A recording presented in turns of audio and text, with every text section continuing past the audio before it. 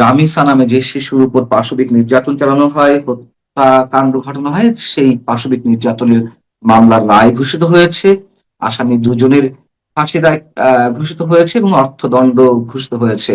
আমার প্রশ্ন হচ্ছে যে 2025-এর ঠিক এই সময়টিতে 21শে মে মাগুরার আসিয়াকে ধর্ষণের পরে এভাবে হত্যা করা হয়েছিল। তার ক্ষেত্রেও আমরা দেখলাম যে মাত্র 12 কার্যদিবসের মধ্যে ফাঁসির রায় ঘোষণা করা হয়েছিল, কিন্তু কার্যকর এখনো হয়নি। নানান ধরনের ফর্মালিটিস বলি বা আদালতের যে নানান ধাপ বলি, সেগুলো তো রয়েছে। রামিসার ক্ষেত্রেও কি তেমনটি হবে? আর যদি এই বিলম্ব হতেই থাকে, তাহলে আসলে রায় এই ধরনের রায় দিয়ে লাভ কি?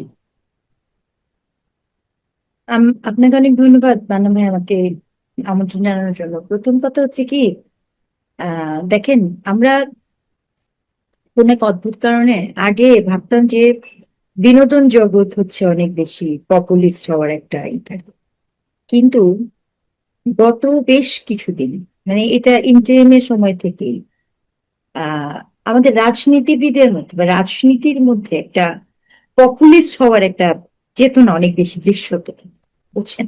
শুধু ইন্ডিয়ান না, দেখেন, আপনি আপনি নিশ্চয়ই আমার সাথে একমত হবেন যে আহ, আইন কখনো পপুলার ডিসকোর্সে চলার কথা না। আইন কিন্তু আইনের মতো করে যাবার কথা।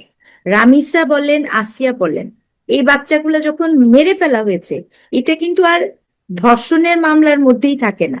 এটা কিন্তু তখন মার্ডার কেসের হুম, হুম, একটা হুম, হুম, হত্যা মামলা, হুম। কিন্তু অন টপ অফ দ্যাট ধর্ষণ এটা একটা বিষয়। তাহলে হত্যার মামলা আপনি যেভাবে দেওয়ার কথা, আপনি সেই রায়টা দিয়েছেন। দেওয়ার পরে কি হবে? দেওয়ার পরে এখানে আমরা প্রতিটি শিক্ষিত মানুষ জানি যে যিনি এখানে পারপেটার, অর্থাৎ আসামি, পারপেটার কিন্তু তার পূর্ণ রাইট আছে হাইকোর্ট পর্যন্ত যাওয়া, তাই না? এবং সে এটা যাবে। তাহলে এই যে পারপেটার যখন যাবে, সেটা হিটু শেখও কিন্তু, হিটু শেখের মামলার রায়ও কিন্তু খুব তাড়াতাড়ি হয়েছে, কিন্তু সেটা এক্সিকিউট করা সম্ভব না, কারণ তার শেষ মুহূর্ত পর্যন্ত হাইকোর্ট পর্যন্ত, যতক্ষণ এমনকি রাষ্ট্রপতির ক্ষমা পর্যন্ত ওই হুম। জায়গাটায় কিন্তু যেতে হবে। কাজে সেটা না যাওয়া পর্যন্ত আপনি তার কোনো শাস্তি আসলে এক্সিকিউট করতে পারবেন না। তাহলে এই যে একটা বাস্তবতা, এই বাস্তবতাটা দৃঢ়তার সাথে আপনি যখন বলেন না, কেন বলেন না? তার কারণ হচ্ছে, এক, আপনি একটা পপুলিস্ট জায়গা নিয়েছেন। দুই, এই হত্যাকাণ্ডটা নিয়ে ভীষণ রকমের পলিটিক্যাল আমরা দেখেছি। আপনি দেখলেন না, শরিয়া আইন চাই, আহ উঠে গেল, ঠিক আছে, এ ধরনের কথাবার্তা চলে আসলো।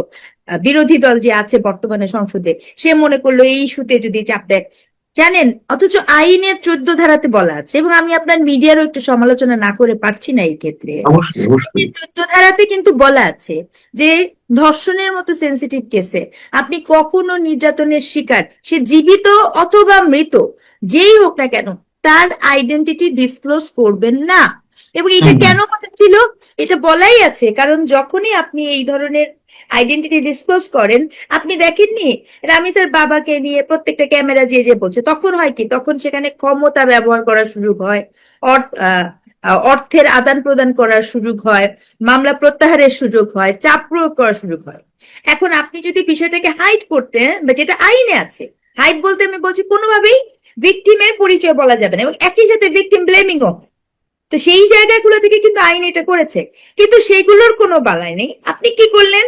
সম্পূর্ণ, আই এম ভেরি সরি, যতটা না আবেগের জায়গা থেকে, যতটা না বিবেকের জায়গা থেকে, যে একটা শিশু, তার সাথে এত বর্বরচিত ঘটনা ঘটেছে, তার থেকে বেশি আপনি প্রায়োরিটাইজ করলেন হচ্ছে এটা নিয়ে রাজনীতি কিরকম করা যায়, সেটা সকল পক্ষ করে, এবং আজকে থেকে করে না। সেই ওই যে ইয়াসমিন হত্যা ধর্ষণ যে হুম, হুম, হয়েছিল, হুম, আপনার হুম। নিশ্চয় মনে আছে, ওই পুলিশের সময়। পুলিশের অর্থাৎ আমার যেটা শিক্ষক হিসেবেই লাগে যে আপনি যেটা ফ্যাক্ট আছে, আপনি প্রতিবাদ কেন করবেন না?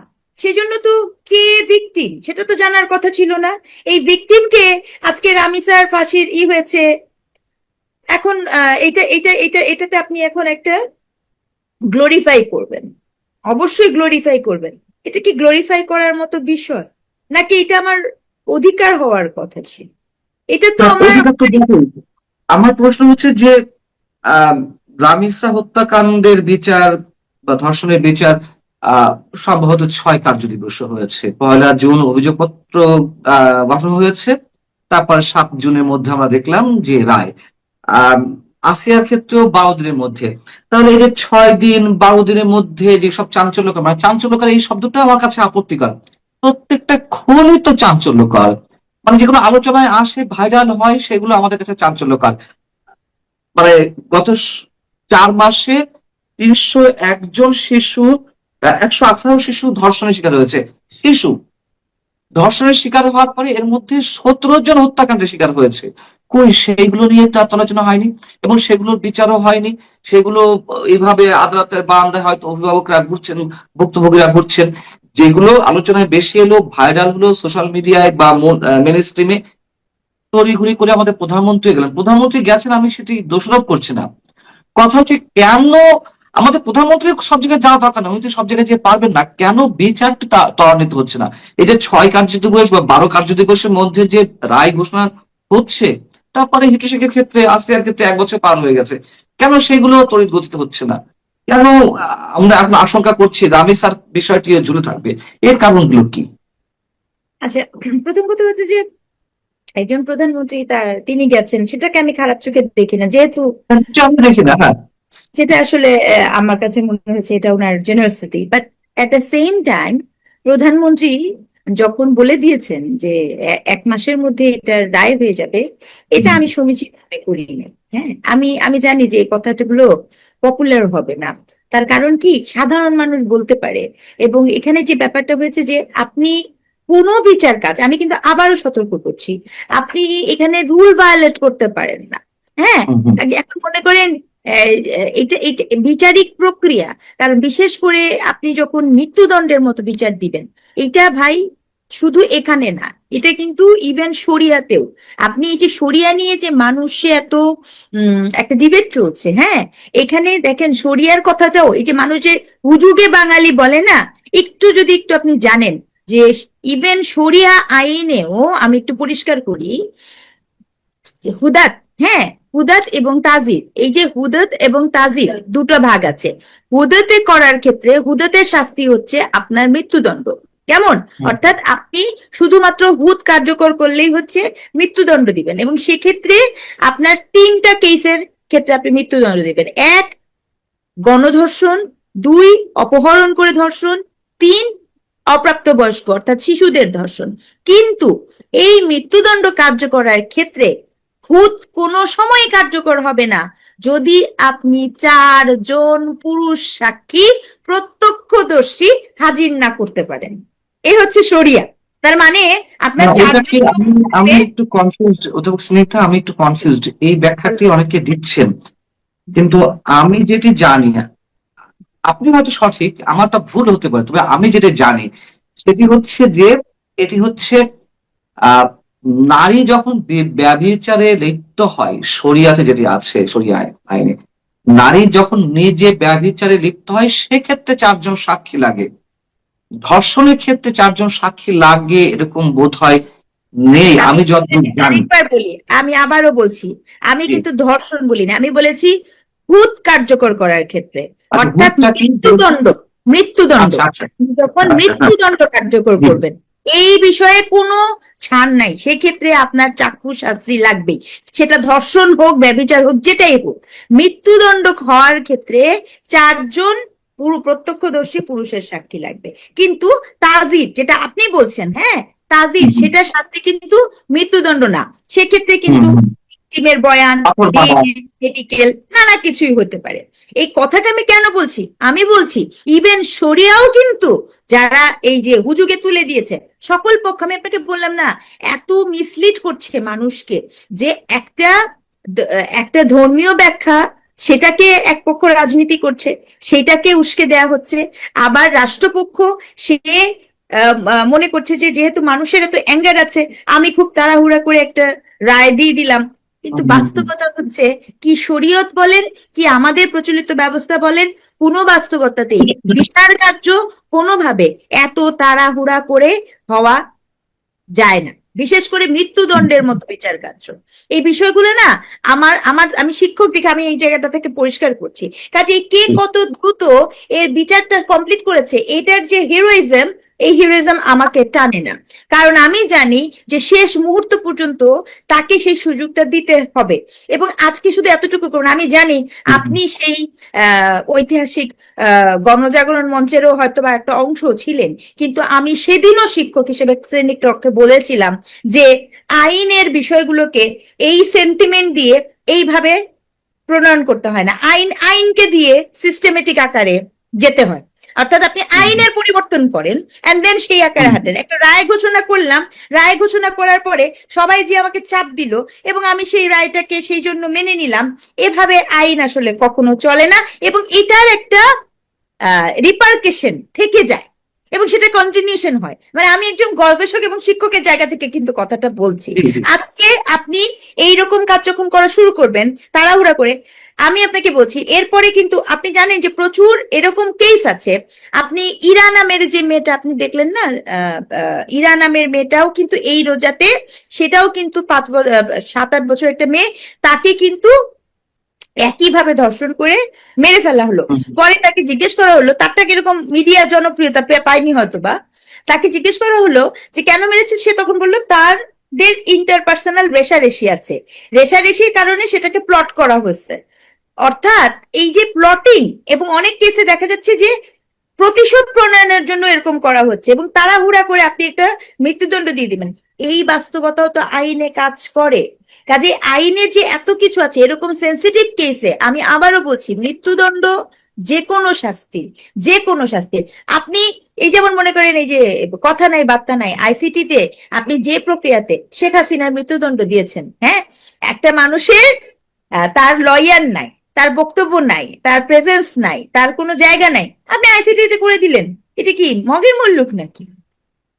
হয় নাকি কখনো এইভাবে? আপনি এগুলো কেন করেন? আপনি করেন এটা জনতুষ্টবাদীতা নিশ্চিত করার জন্য। অর্থাৎ আপনি জনগণ, এটা আমি বলে আমি একটা পপুলার হয়ে যাব, উদ্দেশ্য তো বিচার করা থাকে না, উদ্দেশ্য তো বিচারের এক্সিকিউশন থাকে না। ডেফিনেটলি আমরা বিচার করব, মানে আমি একটা কথা থেকে আরেকটা কথায় কেন গেলাম, আপনি আজকে রামি স্যার এটা হয়েছে, আমার প্রসঙ্গ কিন্তু বিচারের রায় হওয়া, আমি কিন্তু এটা নিয়ে কোনো করছি না, বিচার করতেই হবে। কিন্তু আমি বলছি আপনি যে প্রক্রিয়াতে বিচারিক প্রক্রিয়াটা সম্পাদন করছেন এবং যে হিরোইজম নিচ্ছেন যে আমি খুব দ্রুত বিচার করছি, দ্রুত এক্সিকিউশনে যাচ্ছি, পৃথিবীর কোন রাষ্ট্রটা এরকম আমাকে দেখান, ইনক্লুডিং শরিয়া, যেখানে আসামি পক্ষকে সর্বশেষ পর্যন্ত সুযোগ না দিয়ে এই ধরনের মৃত্যুদণ্ড কার্যকর করার। তাহলে আমার কয়েকটা প্রশ্ন রয়েছে, এই এই যেটুকু আলোচনা করলেন তার মধ্যে দিয়ে বেশ কয়েকটা আলোচনা। তাহলে আমরা যে দাবি করে দৃষ্টান্তমূলক, এক নম্বর হচ্ছে যে দ্রুত যে ফাঁসির রায় বা মৃত্যুদণ্ড ঘোষণা করা হয়েছে সেটা নিয়ে আপনি প্রশ্ন করছেন, ঠিক আছে, আচ্ছা ধরে নিলাম যে রায় যথাযথ প্রক্রিয়া মেনটেন করে করা হয়েছে, ধরে নিলাম যদি করা হয়ে থাকে, পরবর্তীতে আবার এত বিলম্বের ঘটনা কেন? দ্বিতীয় কথা হচ্ছে আপনি শেখ হাসিনার প্রসঙ্গ টানলেন বা গণজাগরণ মঞ্চের উদাহরণ টানলেন, আচ্ছা ঠিক আছে, কিন্তু আমরা তো কে যেন বেরিয়ে এলো যে যুদ্ধ অপরাধের দায়ে অভিযুক্ত মৃত্যুদণ্ডের আসামি ছিলেন আজহারুল ইসলাম, এটি আজহারুল ইসলাম, তিনি কিন্তু এই যে জাস্টিস ডিনাইড, তাহলে কোন বিচারকে আমরা গ্রহণ করব? আগের সুপ্রিম কোর্টের মাধ্যমে যেটি ফাঁসি রায় মানে ঘোষিত হয়েছিল সেটি, নাকি উনি খালাস পেলেন সেটিকে আমরা মানে সর্বান্তকরণে গ্রহণ করব? তৃতীয়ত হচ্ছে যে তাহলে দৃষ্টান্তমূলক শাস্তি আমরা দাবি করছি কিভাবে? চতুর্থ হচ্ছে যে এই যে অন্যান্য ধর্ষণ বা হত্যাকাণ্ডগুলোর কথা বললাম যে সেগুলো তো এখনো আদালতের বারান্দায় সেগুলোর ক্ষেত্রে অভিভাবকরা বা ভুক্তভোগীরা ঘুরে বেড়াচ্ছেন। তাহলে আসলে টোটাল প্রসিডিউরটা কি কি হওয়া উচিত?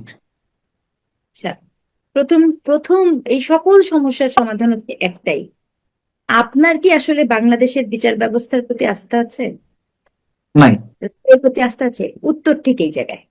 আর কিচ্ছু করা লাগবে না আপনার, আপনি বিচার ব্যবস্থাকে স্বাধীন স্বায়ত্তশাসিত করেন, আপনি বিচার ব্যবস্থাকে পলিটিসাইজেশন থেকে বিরত রাখেন, এবং আমাদের বিচার বিভাগকে স্বাধীন করাটা খুবই জরুরি। দেখেন, যখন আপনার এই আস্থা আসবে যে আমি এই এই বিচারের ব্যবস্থার প্রতি আমার পূর্ণ আস্থা আছে, তখনই আপনার এই পুরো প্রত্যেকটা ঘটনা, সেটা হোক ধর্ষণ, হোক পলিটিক্যাল, অথবা যে কোনো, আপনি এখানে কি করেন, আপনি চিন্তা করেন, আমরা যাকে জানলাম যুদ্ধ অপরাধী, এখন যাদের জন্য আপনি ফাঁসি হলেন, আমাদের সংসদে তাদের জন্য শোক প্রস্তাব গৃহীত হলো। হুম, হুম।